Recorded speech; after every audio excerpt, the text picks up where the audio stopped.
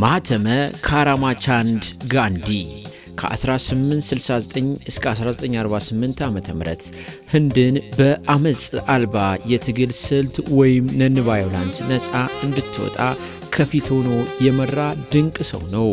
ህንዶችም ይህንን ወደ ፍጹማዊነት ታላቅነት የደረሰውን ስብዕናውን ተመልክተው ማህተመ ወይም ታላቅ ነፍስ የሚለውን ስያሜ ሰጥተውታል። እንደ አውሮፓውያን አቆጣጠር በ1948 ዓመተ ምህረት ላመነበት እምነትና እውነት ሲል ከአንድ የሂንዱ እምነት ጭፍን አክራሪ ሰው በተተኮሰ ጥይት የተሰዋ ሲሆን ሊሞት እያጣጣረ እንኳን ገዳዩን እየባረከ ይቅርታን እየጠየቀና ፈጣሪውን እያመሰገነ ህይወቱ አልፋለች።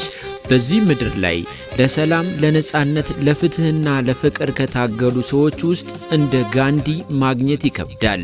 ይህ የዓለም የሰላም ተምሳሌትና የህንድ የነጻነት አባት የሆነው ጋንዲ እንደ አውሮፓውያን አቆጣጠር ከ1943 እስከ 1947 ዓ.ም በህይወት እስካለ ድረስ ለሰላም የኖቤል ሽልማት ቢታጭም አዘጋጅ ኮሚቴው ሳይመርጠው አልፏል።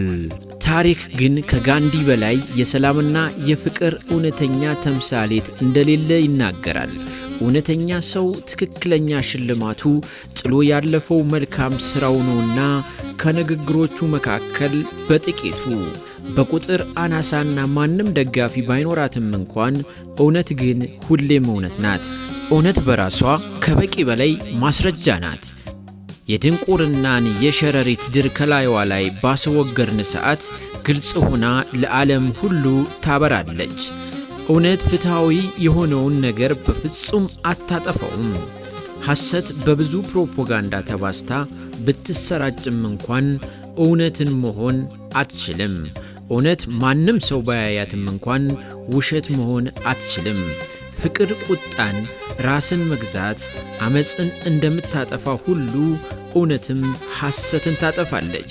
በዚህ ምድር ላይ ካሉ የፍትህ ፍርድ ቤቶች በላይ ታላቅ ፍርድ ቤት ቢኖር የህሊና ፍርድ ቤት ነው፣ ሁሉንም ፍርድ ቤቶች ይበልጠዋልና።